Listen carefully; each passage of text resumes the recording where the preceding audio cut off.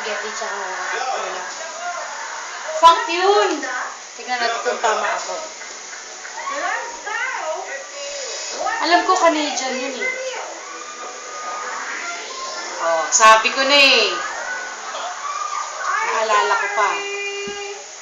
Ito po ang fact. Ang basketball ay Dapat baseball. Dr. James Naismith noong taong 1891 siya ay isang Canadian.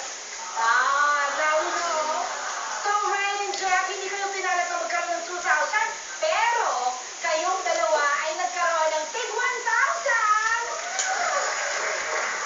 Ano yun? Ano yung tinignan na yung kinuha mo? Pumili kayo ng kwek. Isa. Galingan mo. Wala nang cake? Troy, galingan mo, pumili kayo. Tiniron mo akong cake. Kinain mo kaganina, di ba? Si Jose. Galing kila Isa. Wala naman cake eh. High school siya si former U.S. President George W. Bush ay naging leader ng anong grupo? Si Bus, baseball ang nilaro niya. Luto mo. Leader siya ng baseball, Baseball association. Sobrang hilig mo. Nag-player ng baseball at the same time siya pa rin yung leader ng grupo. Baseball na niyang nilaro. Okay, Wala baseball. nang iba. Taylor Made? Taylor Moon.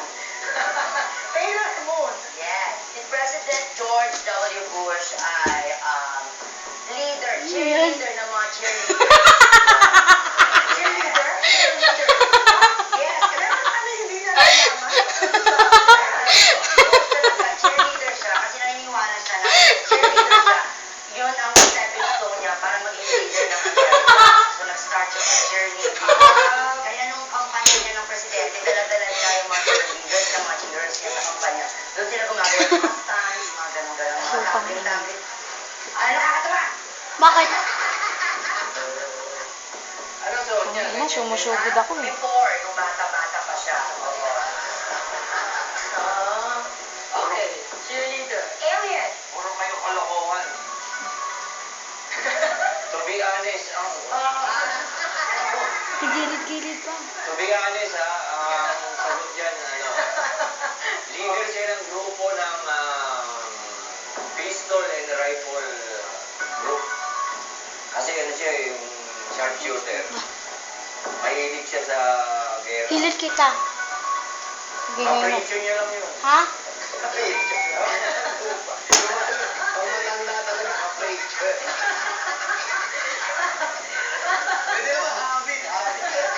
Ay, magagawa ko, luma na.